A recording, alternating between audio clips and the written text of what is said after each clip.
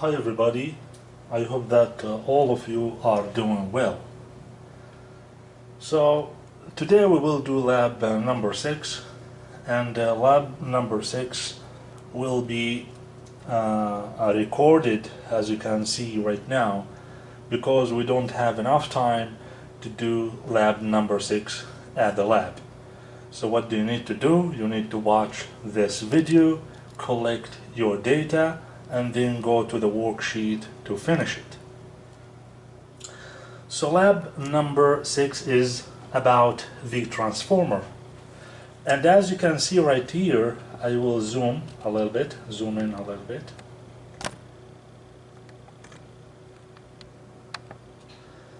As you can see right here, we have this magnetic material, which is this frame right here, and we have primary coil and we have secondary coil, and you can see that the primary coil has 2159 turns and the secondary coil has 3949 turns. So this is NP and this is NS. And here you can see that we have the oscilloscope. So the oscilloscope here, channel 1, the oscilloscope is connected across this this coil right here, the secondary coil. And here across the primary coil we have the function generator that can provide this coil with alternating current. And as I explained before, there will be magnetic field will be created, and this magnetic field will change with respect to time. And according to these equations that we studied, I will go down a little bit. So according to these equations that we studied, so we know that phi p is equal to np times the magnetic field. So the magnetic field that is in this magnetic material is the same. So the magnetic field right here that cut across the primary coil actually is the same as the magnetic field that cut across the secondary coil. So that's why we have PP here, BB. Yeah, and the same area. Also they have the same cross-sectional area. And we ended up in the session that Vp divided by Vs, the voltage across the primary coil divided by the voltage across the secondary coil, is equal to the number of turns of the primary coil divided by the number of turns of the secondary coil. So that's very good. And also we could manage to derive the second equation. I will try to find it. It should be right here. The second equation which is related to the current. So we can see that the number of turns of the primary coil times the current that flow on the primary coil is equal to the number of turns that that the secondary coil has times the current that flow in the secondary coil.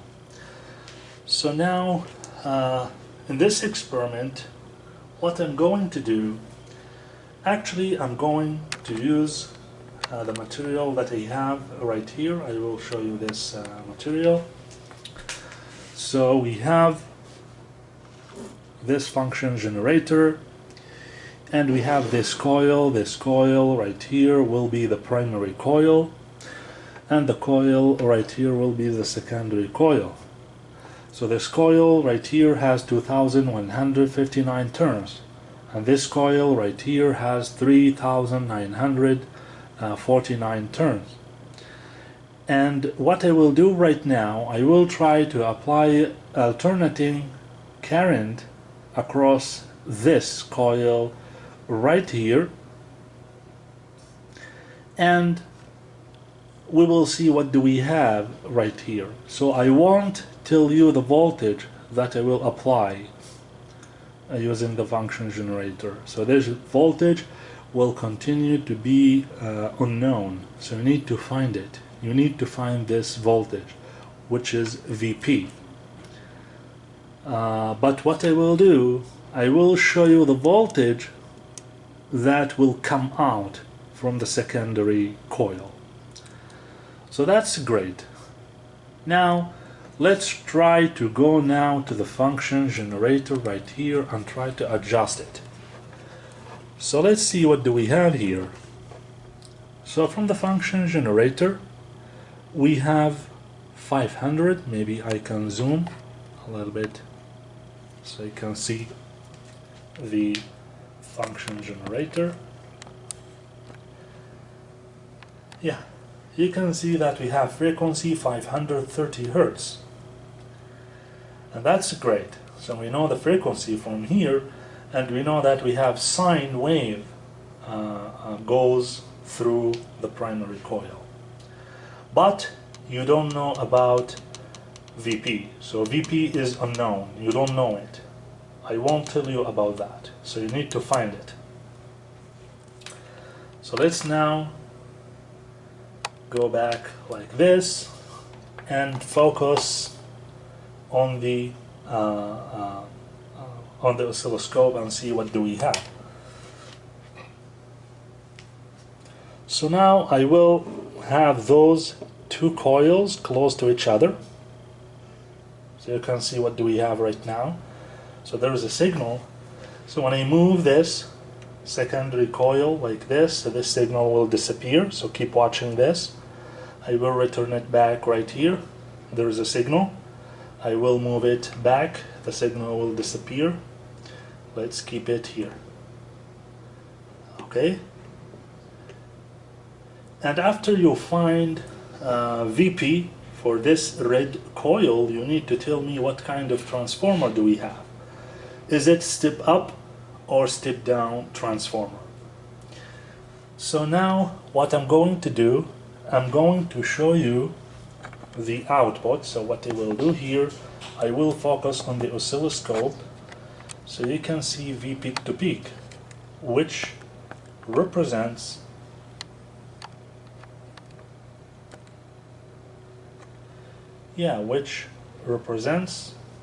it's not clear, but I will do my best to have it. Yeah, I believe it is clear now. So you can now try to count if you would like. So it is sometimes hard to count from this peak to that peak, from this peak right here to that peak right there, but there is another way to do that. I will try to have this automatically calculated, maybe like this. Yeah, so here I will try to zoom in so you can see V peak to peak. I will go slowly. Yes, so now you can see that V peak to peak is around like 4.2. I will try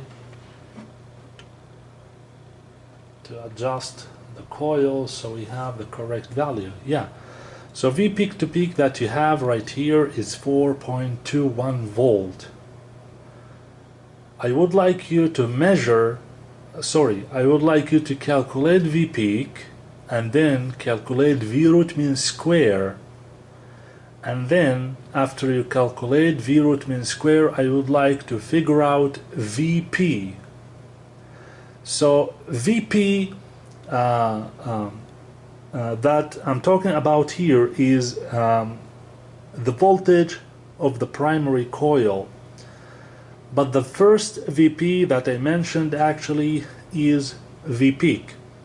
I know that they have the same notations. It is hard for you, but I can help you to distinguish between them. So what I will do, I will write some equations for you so you know what I'm talking about. But the first thing you need to do is to record this value right here. And actually, if you focus here, you will find that you have V root mean square. Already you have 1.4. Yeah. and from this V root mean square, the 1.4 volt, you need to calculate the voltage across the primary coil. So this is what I would like you to do. And then once you calculate the V root mean square for the voltage across the primary coil, so I would like you to go through these equations that I will show you right now. So I will show you the equation, just I will go again through this. So you can see here that you have V peak to peak, and you don't need to calculate V peak and then calculate V root mean square, since you already have V root mean square here.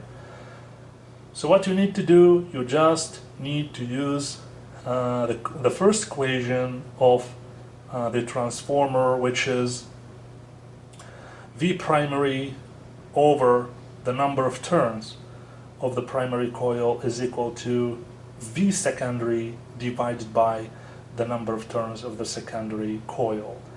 And from that you can figure out V root mean square for the primary coil. And then you need to use these equations. I will go to the equations now. This equation right here. So since you know the V root mean square for the primary coil, you need to multiply that by square root of 2.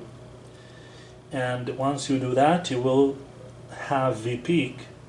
And by multiplying V peak by 2, you will find V peak to peak for the primary coil. So that's great. This is one thing that you need to do. And also, I would like you to figure out the current. So since you know the number of turns for the primary coil and you know the number of turns of the secondary coil, I would like you to figure out the current that flows in the secondary coil. So what I will do right here, I will give you the resistance of this coil right here. And since you know the resistance of this coil, you can use Ohm's law, and by knowing the voltage also across this coil, you can figure out the current that flow in this coil right here. So I will write that equation for you. So current is equal to voltage divided by resistance, and the resistance in this case is equal to, I will look for the resistance for the red coil, so it is 58 ohms. So it is 58 ohms. So this is what I would like you to do. So using Ohm's law, you need to figure out the current that flows in the primary coil. So this is V primary, and then you need to use this equation, which is N primary, I primary is equal to N secondary, I secondary, to figure out the current that flows in the secondary coil. So this is the experiment, and once you finish, I think you will be able to tell me if you have step up transformer or step down transformer. Yeah, so this is how the transformer works. I know it is a simple experiment, and you will be able to do this experiment. Again, just to show you this very nice result right here. So what I will do right now, I will show you this signal. Maybe I will try to increase the amplitude, and then I will get rid of these like white numbers. Yeah, sometimes it is hard to do that. Yeah, but I need to get rid of these numbers. Yeah, so you can see the whole signal. So what I will do right now, I will just repeat the same process again. I will remove the secondary coil and show you what will happen. Yeah, you can see how the output signal has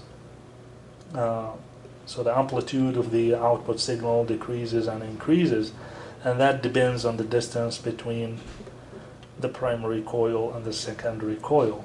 Yeah. So I will remove the secondary coil and show you what do you have. So you have zero signal. There is no signal here. I will keep it like this, so you can see that you have signal again. So that's great. So that's great. So this is this week's experiment.